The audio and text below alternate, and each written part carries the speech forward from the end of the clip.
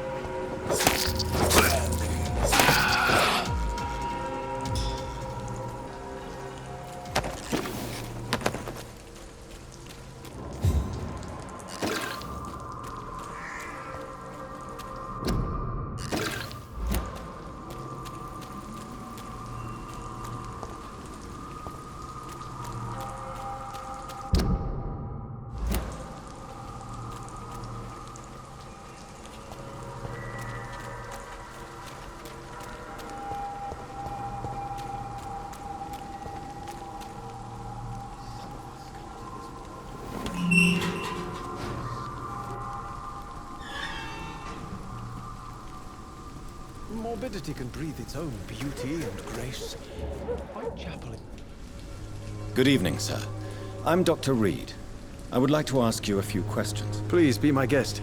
Although I may not be the best informant regarding this part of town, my words speak about that which the eyes cannot see. Really? Are you an artist of some kind? I'm a poet, sir. Richard Nethercott, at your service.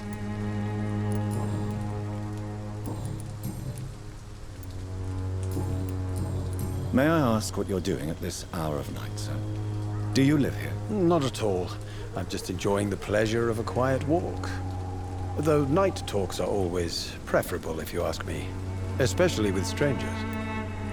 But But are you not afraid of the epidemic? Oh, why should I? I see some equity in the Spanish flu. No flesh should be saved, say the scriptures. Good or evil, rich or poor, all are equal in the eyes of the flu. If you say so. But as a physician in a time of epidemic, I must caution you to avoid unnecessary exposure, sir. Thank you, Doctor. But we both know the seeker of truth has to go boldly where the weak dare not. What are your thoughts on the terrible situation in this city? Terrible, you say? No. Of course, the death of so many innocents is a tragedy. But the scourge has not been all bad for the city. Oh, no, sir. What are you talking about? Do you remember London before the flu? Noisy, cacophonic, quiet nowhere to be found. And now, listen to this oddly peaceful silence. Peaceful? That's quite an unusual way to speak about the epidemic. And very inappropriate, I must say. Most people fail to understand my perspective. I don't blame them. But how could I call myself a poet if I veiled my feelings? Are you aware that your life could be in danger in this part of town? But this is where I must be to feel the real beat of the city. I had to come, see it for myself, alone. If some misfortune came upon you, who would be here to help you? Well, you for a start, my dear doctor. Do you need medical attention, sir? It may be wise to let you prescribe me something. I don't feel like I should. I will see you later. Do you need medical attention? It may... I will see... Are you aware? But this is where I'm... I understand your need for solitude, but it's not safe around here. I don't care. I don't have many friends, Doctor, and my family despises me.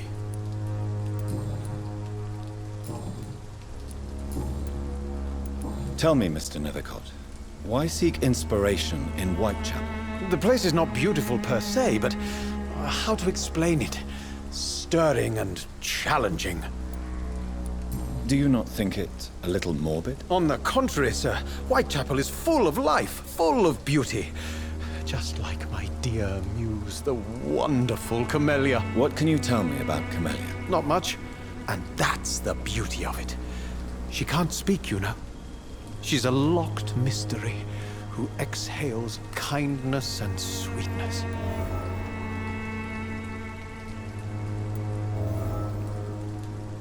Perhaps you're just afraid to find out the truth about your muse. One day, perhaps, I'll ask her to come with me. But will she still be my wild flower of Whitechapel if she moves uptown? And have you ever tried to learn more about her? Where she lives? How she survives? Whom she may know? Maybe I prefer she remains an enigma. Reality can be so dull, don't you think?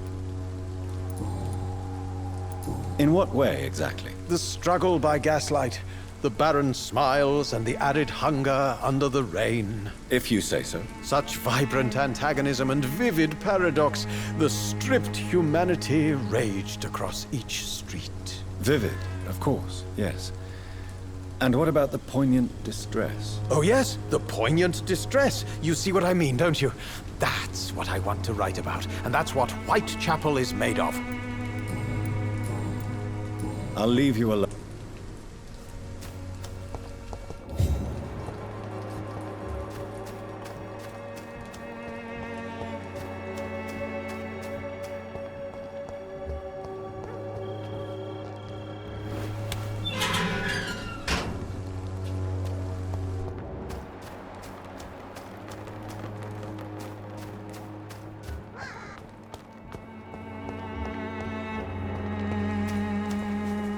Good evening, miss.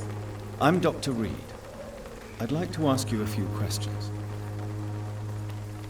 I know what you're thinking. A tall stranger who meets a girl in the street at night. It reeks of the penny dreadfuls. But I mean you no harm, truly.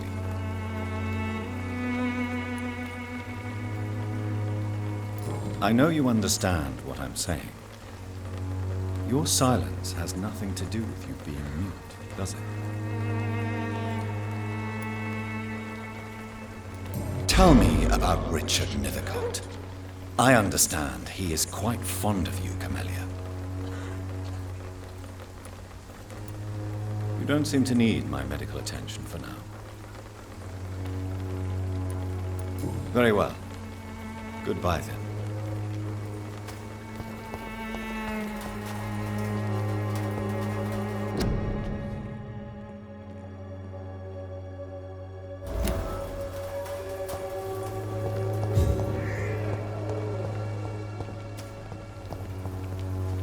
Hello again, miss. Camellia, I know you work for Dorothy Crane. Please tell me about her secret dispensary. A stubborn and mute comrade. Nurse Crane and Darius Petrescu have been clever.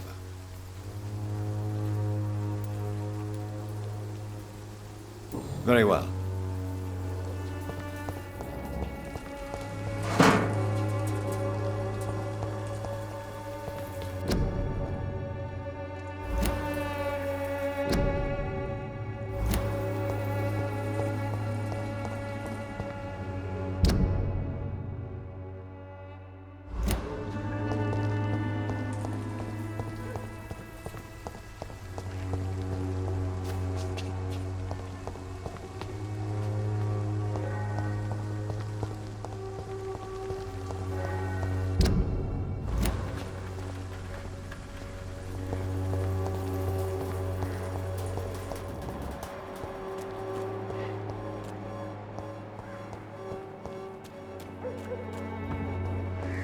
It's locked, all right.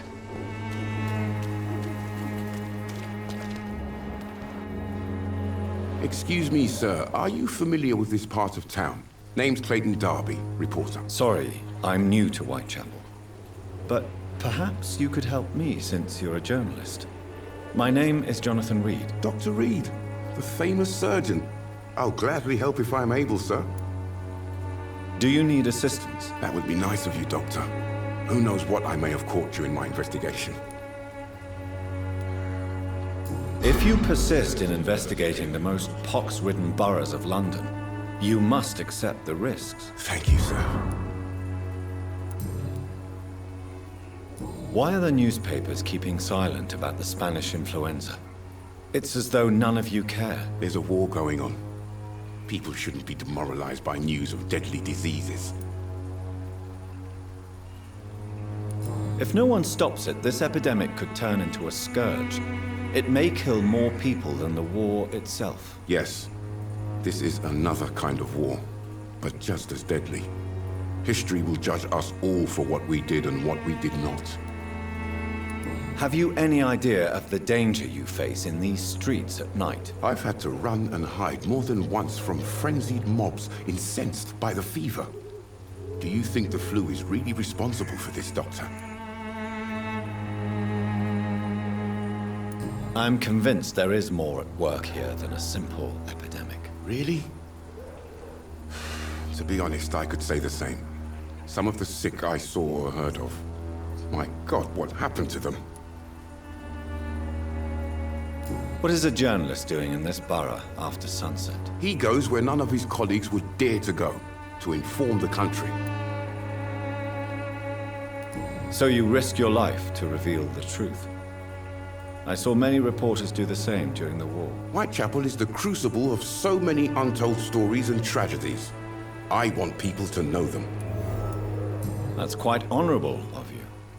But is the public interested? Not at all, sir. And that's why I'm an independent journalist, hoping to sell some stories.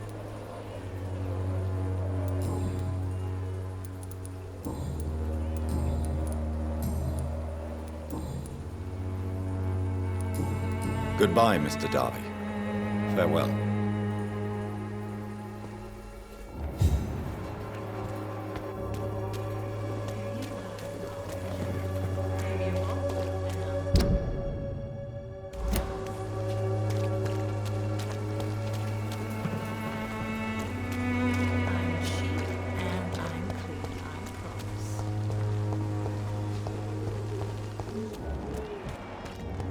You look so pale, my lord. Would you like me to revive you? Don't be shy, handsome. What can Christina do for you? I'm not looking for what you're selling. But I'd like to ask you a few questions, if I may. I'm a doctor. Dr. Reed. All right then, but be quick. Though I usually get paid when I open my mouth. Do you need any assistance, Miss Popper? It depends on the price of your medicine. I will see you. Do you know Nurse Dorothy Crane from the Pembroke Hospital? Anything you can tell me about her would be helpful. I don't know her, but I know her name is Dorothea Crăciunescu. She came from Romania like me and many others. You seem to respect her. Dorothea helps the sick people of Whitechapel. Everyone should respect that. Christina, have you been examined? The epidemic is spreading fast in London, and you could be exposed, or expose others. I don't like doctors or hospitals, but I don't like you asking questions. Considering your line of work, I assure you it is only a matter of time before you have health issues. If it is going to happen, it will happen. Right now, I need money. That's what's important. You can put your own life in danger, that's your decision. But what about your clients? If you're contaminated, you will put them in danger too. And you think that would worry me? If you knew the men I deal with, their health would not be what you'd worry about. Clayton Darby claims he will expose the crisis in Whitechapel to all of London. Do you believe him? I believe Clayton's courage will erode with time, until he finally leaves Whitechapel to start another fight somewhere else.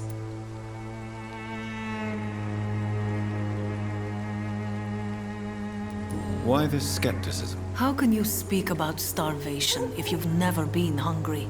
Or about poverty? Or anything else you have never suffered from?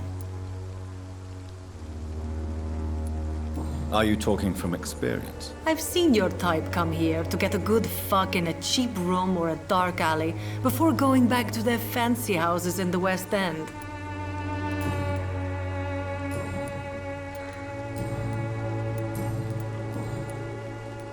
Tell me about yourself. Are you joking with me? People don't usually come to see me for conversation. I have no interest in your work.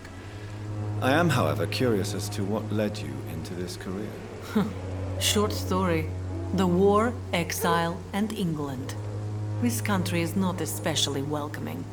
I've been refused many jobs because of where I am from. I had few options left.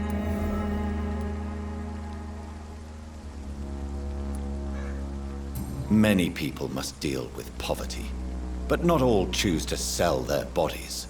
That was your decision. And when exactly was the last time you looked for a job?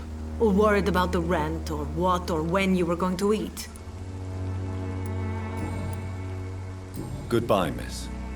Take care of yourself as best you can.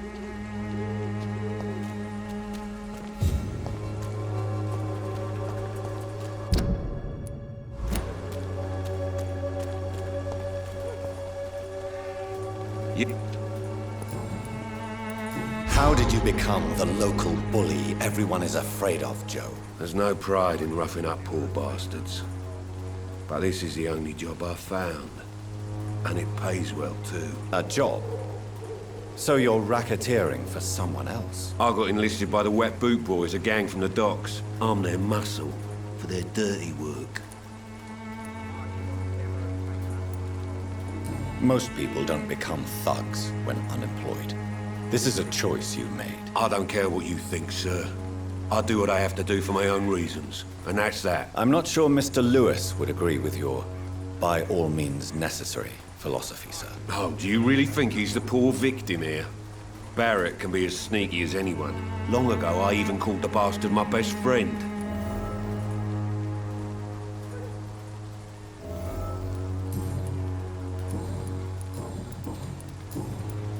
Goodbye, Mr.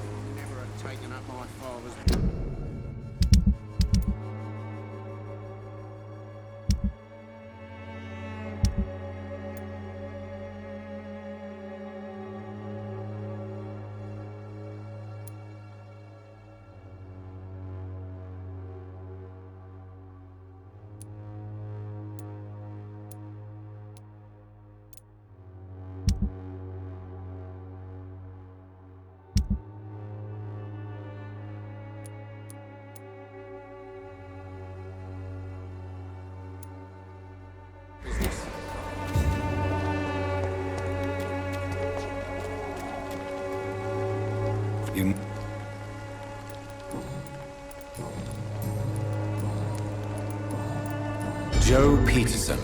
He's the villain here, isn't he? But you seem to know each other. I'd known Joe for years. I saw him box once or twice. He was a friend then. But these days, he's just another thug. What can you tell me about Mr. Peterson? Colossus Joe was a decent boxer, good one even. But after his wife passed away, he found every excuse to stop training. Just wanted to pick fights with everyone. It's never easy to find a new path in life. We've all had some rough times, ain't we? But most of us don't use our fists to see us through. And no one has ever stood up to this thug. Nobody would be fool enough to stand against a wet boot boy. Do you need help, sir? I only need you to purchase something from my shop, sir. Goodbye.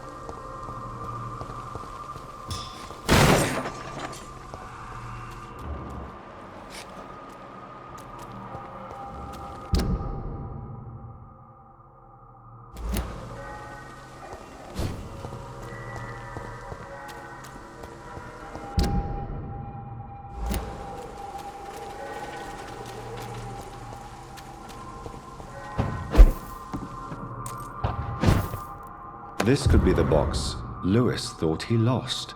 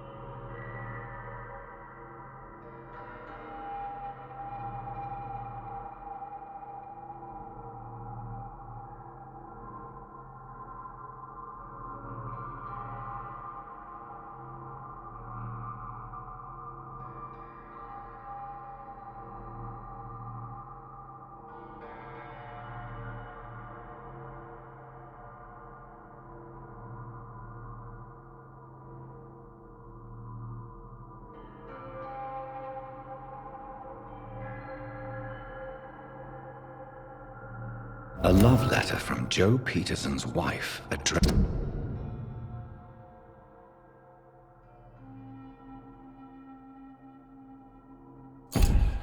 to Barrett Lewis. Who should I give it to, I wonder?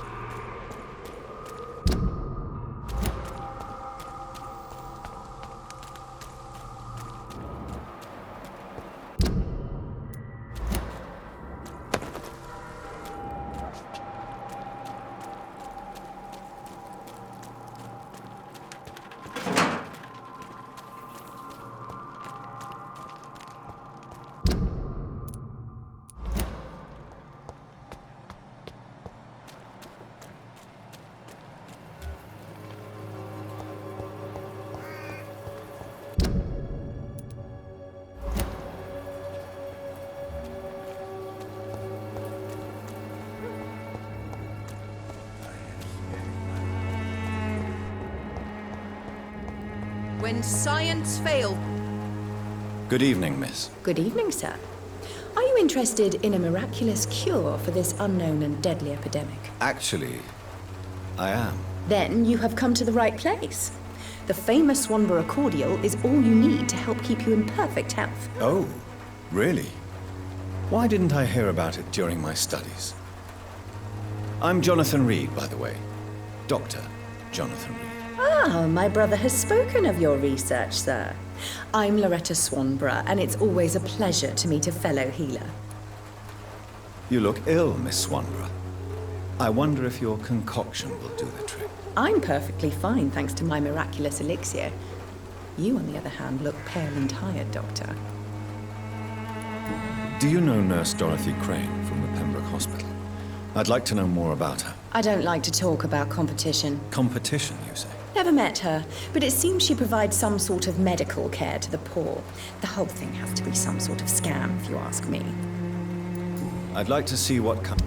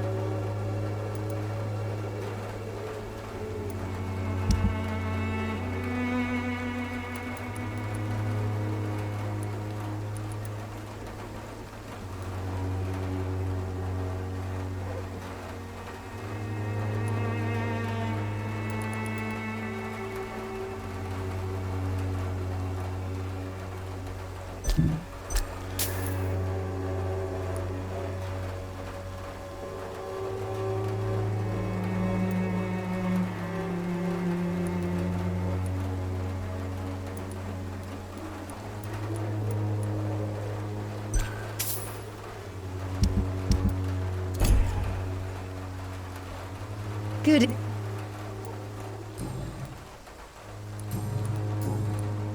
Tell me, who intrigues you most in Whitechapel? The region itself is something to see, but I would say Camellia the mute florist who gives away her flowers. What do you think of the locals? Most of them are afraid or desperate. They all come to me eventually for my remedy. Is there anyone I should avoid? Cadogan Bates, without a doubt. The bloody bastard remorselessly exploits poor migrants as soon as they get here.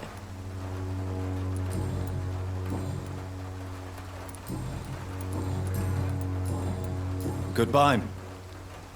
The Swanborough cordial can be the answer to all your problems. As long as you have the money.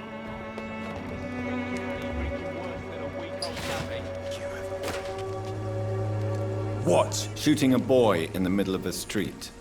Not the best thing to do, wouldn't you say? What? You saw what happened? Who are you? I'm Dr. Reed, and I'd like to ask you a few questions, if you promise me to set your gun aside. No. Look, I'm not a violent man. I'm Benjamin Palmer, doctor. And no one can help me. Not even you. You don't seem well, Benjamin. Do you need any help? I always feel ill, sir. It's like I'm never right. I will... Do you know Nurse Dorothy Crane from the Pembroke Hospital? Have you heard anything? It's funny, I've been searching for her too. I need some pills. But the woman is a phantom, if you ask me. Really? And why is that? Word is she ain't real. She's a cover for some doctor who runs an illegal dispensary for migrants. What can you tell me about this place? Nothing to say, really. This is where I used to live, and this is where I live now. You don't have anywhere to go? No family that would welcome you? Not since the death of my wife, Albert's mother. She was sick, you see. Long before the flu and all this shit. You mean you used to have a better life? Yeah, I had a wife, a home, and a job. I even used to have a name. Now I'm just Ben. Ben the Tramp. Perhaps you could focus for a moment and tell me your troubles. I'm sick, broke, and my son just stole my pills. Everything's coming up roses.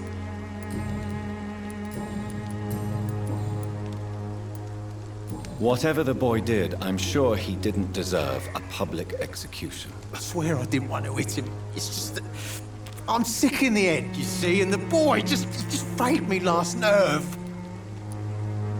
What is it, Benjamin? It was the war, wasn't it? Your nerves are shot, aren't they? I need some answers, Private. From one soldier to another. The doctors called me a liar, a coward. Put me in a straitjacket, locked me up. Finally, they sent me back to the front lines with a handful of tablets. What about those we left behind, face down in the mud? You want to change places with them? You cannot waste your chance at life this way. It's not that simple. I wouldn't have expected you to understand. I don't even know why I spoke to you in the first place.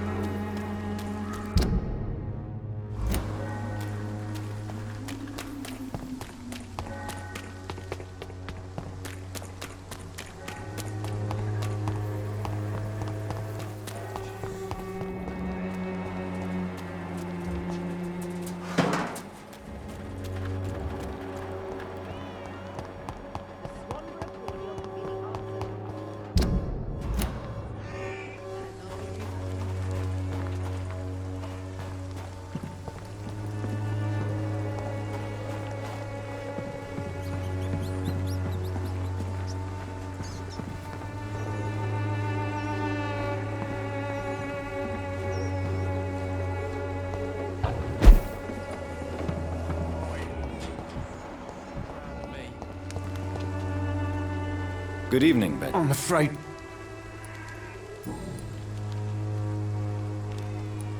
What is it, Benjamin? The doctors called me a liar. It's a pity that doctors still... Now only the pills stop me. Whatever the... I swear... What is it? The doctors called... It's a... Now I... Whatever the... Do you know... Rit?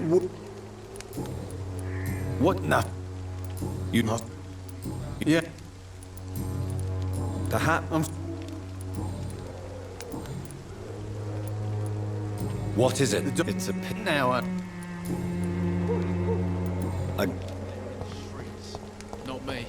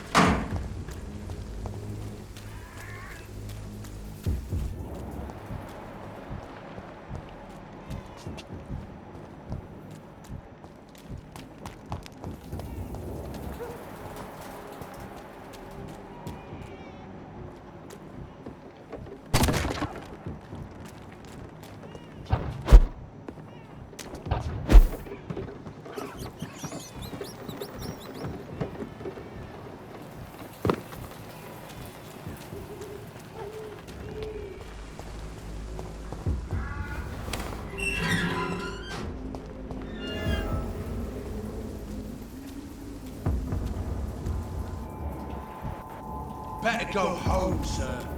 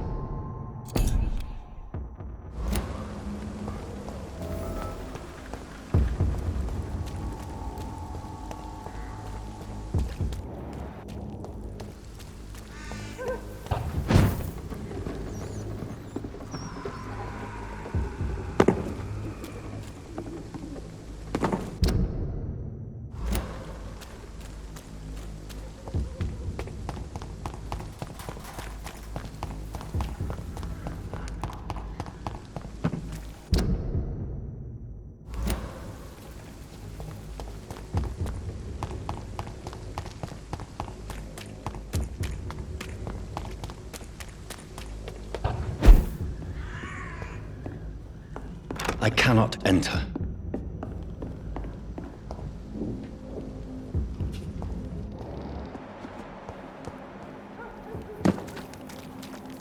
It's locked.